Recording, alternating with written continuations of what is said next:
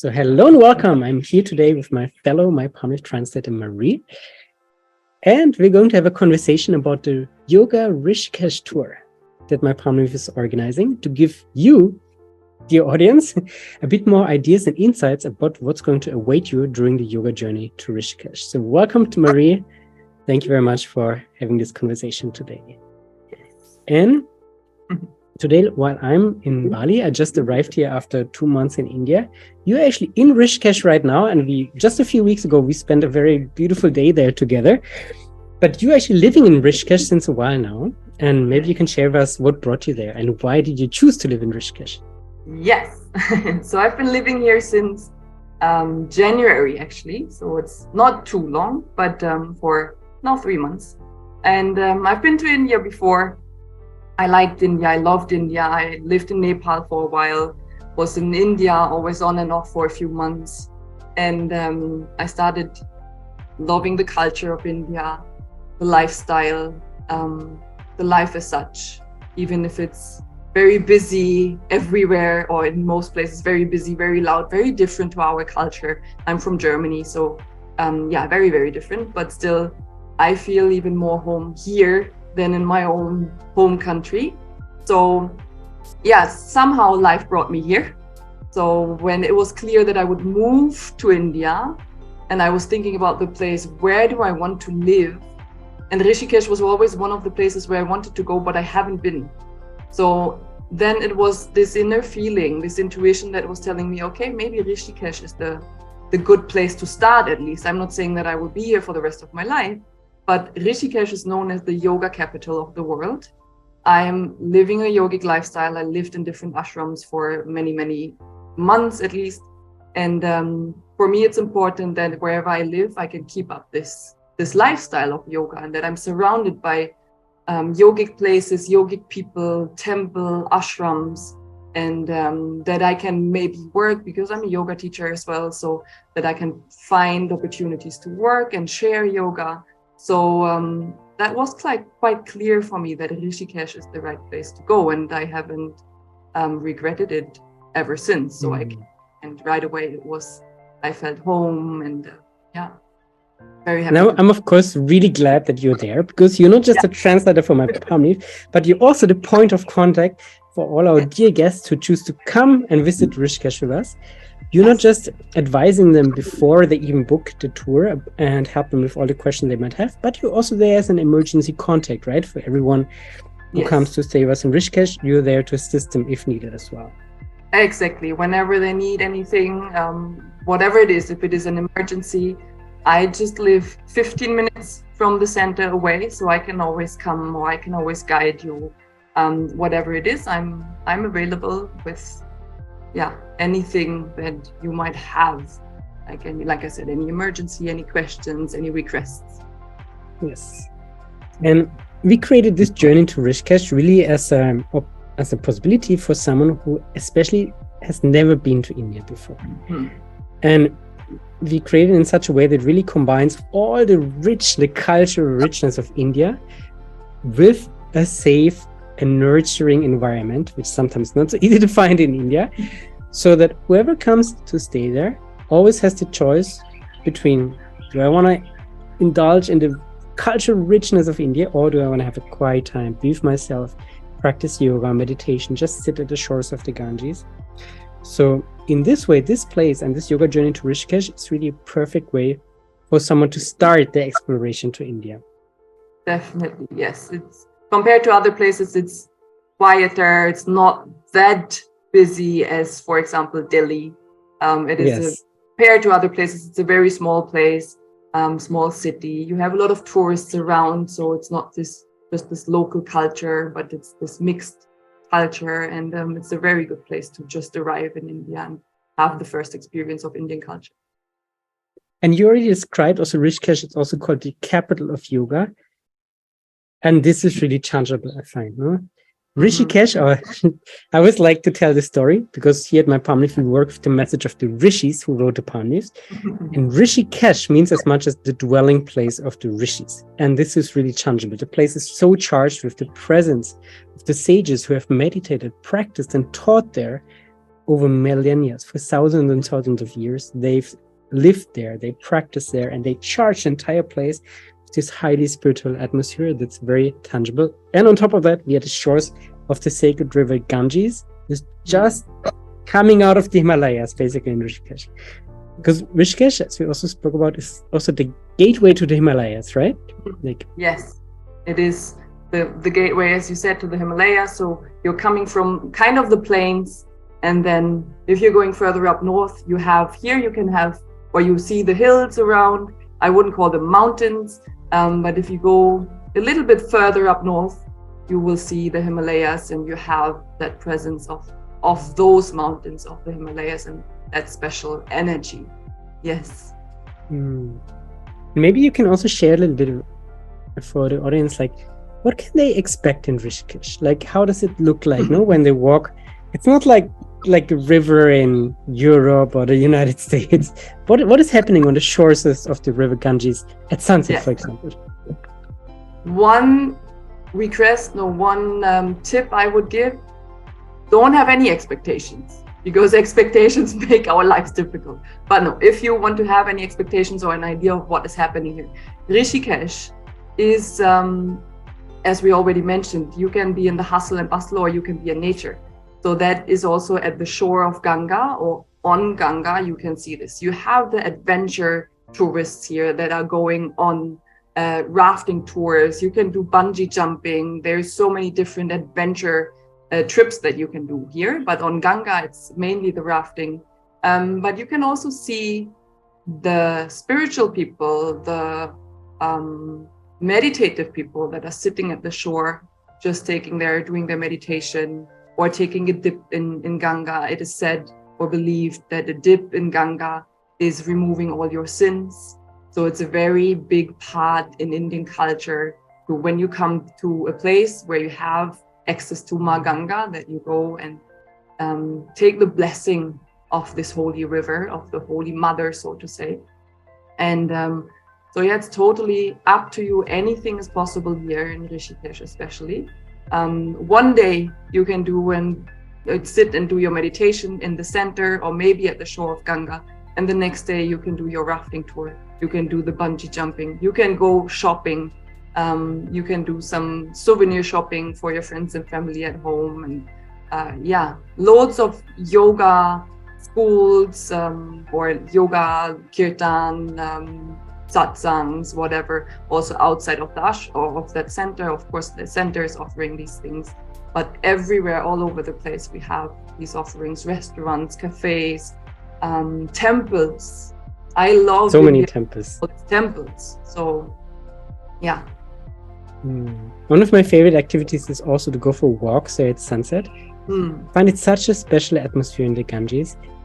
And there's so many pujas, ceremonies happening at the time of the sunset, and small little children trying to sell you some flowers that you can put in the Ganga, or many cows walking around, monkeys. Many what are called sadhus or babas, these kind of wandering ascetics, you can say, don't have any belongings. They just walk from temple to temple. If they are authentic, then they have a sincere spiritual practice, but unfortunately not so many are anymore. So many are more like beggars, kind of. But still, there is this ancient tradition in India of the wandering ascetics. Without any belongings, they're just going from holy place to holy place. And many of them are also in Rishikesh.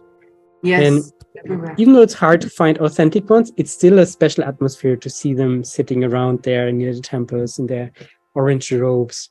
Yeah. And that's good that you mention it, because maybe people that come here for the first time that see these sadhus, they just think of beggars and poor people, but understanding that they choose, most of them, hopefully, choose this way of living, to detach from life, to detach from property, belongings. That is their choice, and that is their way of getting rid of karma, or just their way of living that they decided to do, to maybe attain enlightenment, moksha, whatever their understanding, their idea behind this is. But it's different to maybe homeless and beggars in our countries. So they have a spiritual intention behind this, a spiritual goal. And that's what makes this place so special, because you have all these spiritually charged and interested people here. Yes. And now for the audience, of course, if you feel inspired, you can always become a wandering ascetic in India. Yes. No charge. You just have to make sure that you have a visa. Yes. And that will be tricky. That's true. Yeah. But if you come on the yoga journey with us, don't worry. You're not going to sit on the street, but you're going to sleep in a very comfortable yoga center, very comfortable, spacious rooms. It was actually one of the most comfortable places I found on my last journey in India. Like when I arrived there the first time, I felt like, oh, finally, here I can rest, I can be. Yes. It's comfortable, but at the same time, it's also deeply spiritual.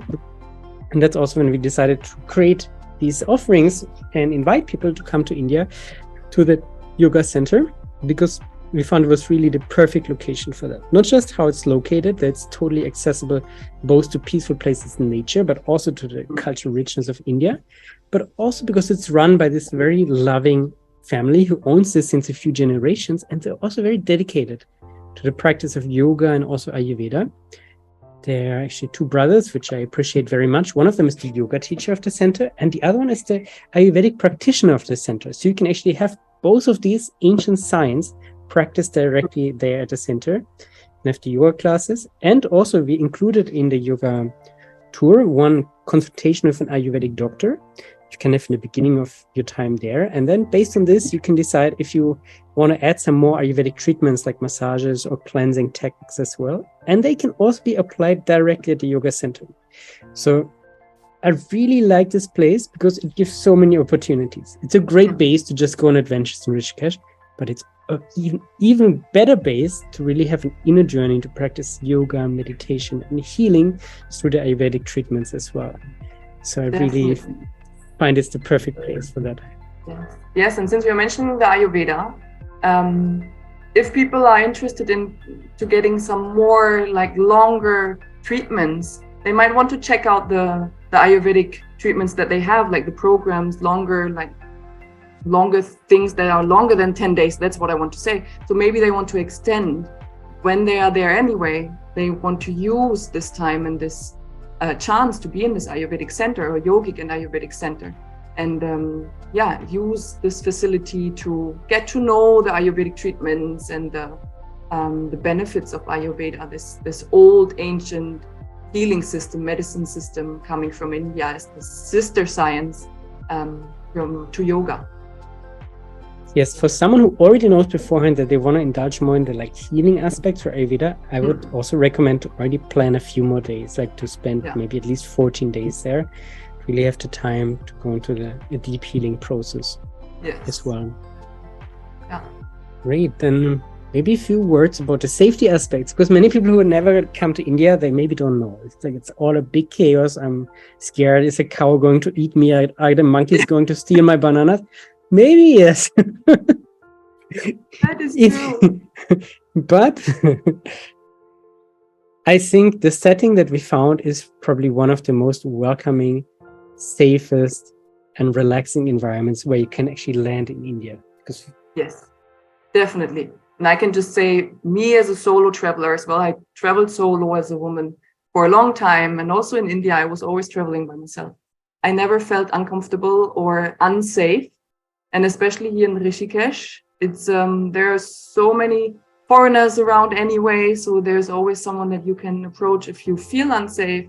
But it's not really happening. Where you have to be careful is the bulls on the street. I learned that. The cows you can pet, but the bulls, no, don't get in touch with them.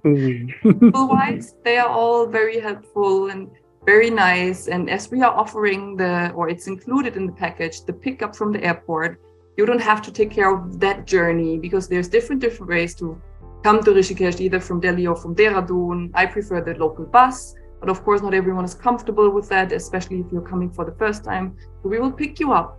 Everything will be arranged. So we bring you to the center, and the center is super safe and like an oasis in this little bit more busy street. If you want to go to the left, you have the busy street, or to the right, you have the nature. But the place as such, the center, when I came to it the first time, it's like, wow, so peaceful and so green and so nice and so friendly. And so safety-wise, Rishikesh is safe. And especially also as a woman, I encourage women more and more to just be brave and come by yourself, even if you don't have anyone accompanying you. There is no reason to feel unsafe. I'm here. If there is any situation where you feel unsafe, you can always call me. I can come, or I can try to handle the situation. But I think one thing everyone should do in their life is to travel solo. And Yes. Here you have the perfect package. Everything is taken care of. So why not this time? Definitely. And of course, we also need to mention we cannot be responsible for anybody. Like, you're still responsible That's for true. your own experience, Yes. but the circumstances are really the best, safest, and the most supportive ones that we could find in Rishikesh and basically in India also. Definitely. So it's definitely a good start. Also, about traveling solo, something that I found very special about India, it's a place where I can always go by myself. I went there so many times, both by myself and with other people. And when I went there by myself, I'm only alone when I want to be alone. Otherwise, India is so welcoming. It's so full of stimulation, basically. Of the Indians are very welcome. They're very open. They immediately talk to you. So there are a lot of people around you that you can connect with, but you can also have a time for yourself if you want to. And that's not so easy to find in India, actually, to have a time for yourself. But there you can really have both. Yeah, and especially in the center as well. Even if you like to stay in the center, you have like-minded people around, other tourists that are coming, other people that are booking with us. So you can just hang out there and meet people from all over the world if you want to, and not feel alone. So yeah, like you said, it's your choice. If you want to be alone, you can have this me time and spend time alone. But if you don't want to, you can go out or meet people in the center. And language-wise, everyone is speaking English here because they are so used to tourists. And I feel like Indians are learning English anyway in the schools. So everyone is speaking English very well. So there's no language barrier. So yeah, it's a very good place. And of course, we also recommend everybody to leave some space in your suitcase, because Rishikesh is a great place to shop many, many precious things like instruments, statues, spiritual objects, clothes. Jewelry. It's a great place for the jewelry. So it's good to keep some space in your luggage. Definitely. Yeah, I would take an empty suitcase. Yes. And the music people, I play harmonium myself, so I'm always very interested in the harmoniums that they have around, and just try playing. And I know, at least for Germany, or compared to Germany, the prices are, I think, at least half of the price that we will pay in Germany. I think even less than that. So if you are interested in playing harmonium or any other classical instruments from India, or guitars, I saw a lot of guitars, you can get them here. There's right around the corner of the center, actually, there's, I think, two music shops that I saw. Yeah. Yes. Great. And also, if someone has more questions, we create an option that they can book a call with you, Marie, right? Yes, please. If you have any more questions that we didn't cover here, that are not covered on the website, we have a few FAQs on the website as well. But if you still have questions, then please book one of these calls with me, and we can talk. Definitely. Great. Yes. Then, thank you, Marie. Thank you. And dear audience, we hope to welcome you soon to Rishikesh and accompany you on this magical journey to India. Yes. Thank you so much. Thank you.